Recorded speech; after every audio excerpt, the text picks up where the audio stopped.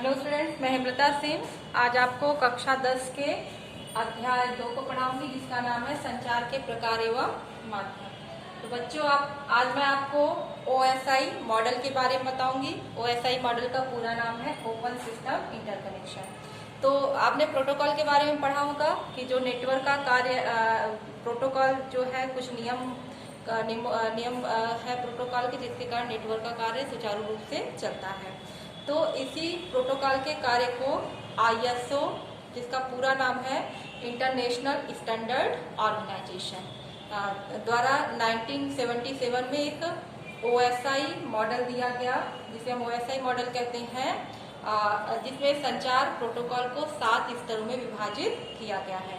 और इसके अंतर्गत दो नोड्स के बीच सूचनाओं के आदान प्रदान में प्रत्येक स्तर पर किसी एक प्रकार का कार्य संचालित होता है।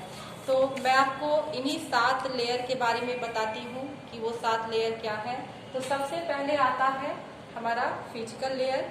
फिजिकल लेयर जो है फिजिकल कनेक्शन से संबंधित है। कंप्यूटर में जो है कंप्यूटर को तारों के द्वारा या दूसरे माध्यम से द्वारा जोड़ा जाता है, उनके अंदर कौन कौन सी हार्डवेयर डिवाइसें प्रयोग की जाती हैं। तो इस स्तर का उपयोग कम्युनिकेशन माध्यम से जुड़े किन्हीं दो नोड के मध्य सीक्वेंस ट्रांसमिट करने के लिए किया जाता है। कंप्यूटर यह एक वर्चुअल लिंक मैकेनिकल इंटरफेस प्रदान करता है। अगला आता है data link layer. Data link layer किन्हीं दो नोड्स के मध्य त्रुटियों से रहित कम्युनिकेशन की स्थापना करना, मतलब जो भी डाटा भेजा जाएगा दोनों कंप्यूटरों के मध्य वो त्रुटि रहित हो। डाटा को त्रुटि रहित बनाने का कार्य जो है डाटा लिंक लेयर का है।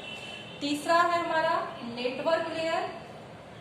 तो किन्हीं नेटवर्क लेयर जो है, जब हम कंप्यूटर इंटरनेट से जुड़ा होता है तो उसमें एक कंप्यूटर से दूसरे कंप्यूटर पे मैसेज को भेजने के कई रास्ते होते हैं। तो उसमें से सबसे जो है छोटे पाथ का चुनाव करने या सबसे सही पाथ का चुनाव करने का कार्य नेटवर्क, उसमें से किन भागों से जो डाटा पैकेट जाएंगे वो नेटवर्क लेयर का कार्य है। तो नेटवर्क लेयर इसका चुनाव करना होता है कि network layer data link layer से सिग्नल प्राप्त कर उन्हें ट्रांसपोर्ट लेयर में भेज देती है और इसका प्रयोग डाटा को जिस रास्ते से ट्रांसमिट करना है उसके लिए किया जाता है। अब आता है अगला हमारा है ट्रांसपोर्ट लेयर। तो ट्रांसपोर्ट लेयर, इस लेयर का प्रमुख कार्य सेक्शन लेयर से प्राप्त सिग्नल को विभिन्न छोटे छोटे पैकेटों में विभाजित करना है। तो जो भी डाटा भेजा जाता है सीधे ही रिसीवर तक नहीं पहुंचता है, उसको छोटे छोटे भागों में तोड़ लिया जाता है, जिसे हम पैकेट कहते हैं। तो ये पैकेट, डाटा पैकेट जरूरी नहीं कि एक बराबर ही हो, छोटे बड़े हो सकते हैं। तो इन डाटा को विभिन्न पैकेटों में तोड़ने का कार्य जो है ट्रांसपोर्ट लेयर के द्वारा किया जाता है और इन पैकेटों को तोड़ने के बाद उनके निर्धारित स्थान पर ये ट्रांसमिट करता है, ट्रांसपोर्ट लेयर। अगला है हमारा सेक्शन लेयर। पांचवा है सेक्शन लेयर। यह लेयर दो अलग अलग कंप्यूटरों में स्थित प्राप्तकर्ताओं के बीच एक प्रकार का संबंध स्थापित करता है कि दोनों कंप्यूटर के प्राप्तकर्ता जो है इनके बीच कम्युनिकेशन हो सके, डाटा का आदान प्रदान किया जा सके। यह कार्य जो है सेक्शन लेयर का है। फिर अगला हमारा छठा डेंटेशन लेयर।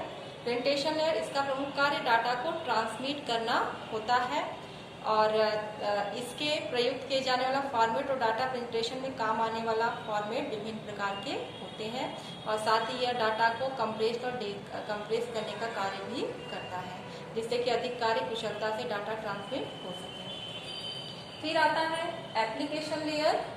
एप्लीकेशन लेयर, यह लेयर यूजर को इस प्रकार की सेवाएं प्रदान करती है कि प्रयोगकर्ता सुगमता पूर्वक नेटवर्क का प्रयोग कर सके, क्योंकि विभिन्न कंप्यूटरों पे अलग अलग जो है एप्लीकेशन ऑपरेटिंग सिस्टम होते हैं, तो वो आपस में कम्युनिकेट कर सके। दूसरे प्रयोगकर्ता अलग अलग ऑपरेटिंग सिस्टम होने के बावजूद भी नेटवर्क का उपयोग कर सके। तो ये थे ओपन सिस्टम OSI मॉडल। अब इसमें कुछ नाम आप सुनते होंगे। रिपीटर, जब हम नेटवर्क को कनेक्ट करते हैं तो हम रिपीटर का प्रयोग करते हैं। ये तो है प्रोटोकॉल के कार्य। अब हम आते हैं जो है प्रोटोकॉल को के कार्यों को कई भागों में बांटा गया है। अब रिपीटर। तो रिपीटर जब सूचनाओं के सिग्नल एक स्थान से दूसरे स्थान पर भेजे जाते हैं, तो ये जो कमजोर सिग्नल होते हैं उनको ये जो है परिवर्तित करने, कमजोर सिग्नल कमजोर पड़ जाते हैं तो उनको जो है परिवर्तित करने के लिए रिपीटर का प्रयोग किया जाता है। यह सिग्नल डाटा आवाज के रूप में दे सकते हैं। तो ये वीक सिग्नल को जो है मजबूत बनाता है, डाटा को आवाज के रूप में देता है। और इसके बाद आता है ब्रिज। तो रिपीटर का उपयोग कमजोर सिग्नल को प्राप्त करने के लिए जो है यदि एक डाटा के सिग्नल एक स्थान से दूसरे स्थान पर भेजे जाते हैं तो सिग्नल कमजोर पड़ जाते हैं।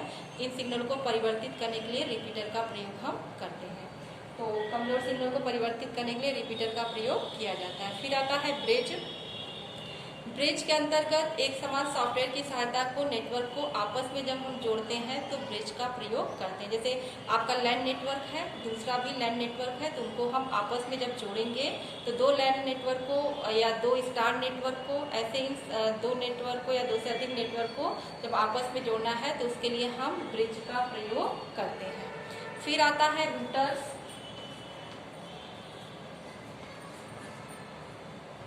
रूटर्स का प्रयोग भी इसी तरह से होता है। और जब अत्यंत जटिल नेटवर्कों को आपस में जोड़ना होता है तो उसके लिए इसमें डाटा के हस्तांतरित करने हेतु एक ही प्रकार प्रोटोकॉल की आवश्यकता होती है। और रूटर्स कंप्यूटर उनके स्थित सॉफ्टवेयर भिन्न भिन्न होने पर भी कार्यों को रूपांतरित कर सकता है। तो ये जो है जटिल नेटवर्क के लिए रूटर का प्रयोग किया जाता है। फिर आता है गेटवे। ब्रिज और रूटर का प्रयोग तो समान नेटवर्क को ही जोड़ने के लिए प्रयोग किया जाता है, लेकिन गेटवे का प्रयोग जो है अलग अलग कंप्यूटर नेटवर्क, जैसे किसी जगह लैन नेटवर्क हो, दूसरी जगह स्टार नेटवर्क हो, तीसरी जगह जो है मैश टोपोलॉजी हो, तो इन सभी नेटवर्क को जब आपस में जोड़ा जाएगा, मतलब अलग अलग प्रकार के नेटवर्कों को आपस में जोड़ना है, तो वहाँ पे हम गेटवे का प्रयोग करते हैं। और इसी कार्य प्रणाली रूटर से भी उच्च स्तर की होती है। इसकी सहायता से दो अलग अलग प्रकार के नेटवर्कों को हम जोड़ सकते हैं। जैसे उदाहरण स्वरूप आपके पास यूनिक्स ऑपरेटिंग सिस्टम है और उनके पास डॉस ऑपरेटिंग सिस्टम है, तो इनके बीच नेटवर्किंग के लिए गेटवे का प्रयोग कर डाटा का हस्तांतरण किया जा सकता है। तो ये था आपका कंप्यूटर नेटवर्क के जो प्रोटोकॉल के जो कार्य होते हैं उनको अलग अलग भागों में विभाजित किया गया है, जिसको कि हम OSI मॉडल के नाम से जानते हैं। पूरा नाम है ओपन सिस्टम इंटरकनेक्शन। और कंप्यूटर नेटवर्क को आपस में जोड़ने के लिए जिन डिवाइसों का प्रयोग किया जाता है वो है रिपीटर, ब्रिज,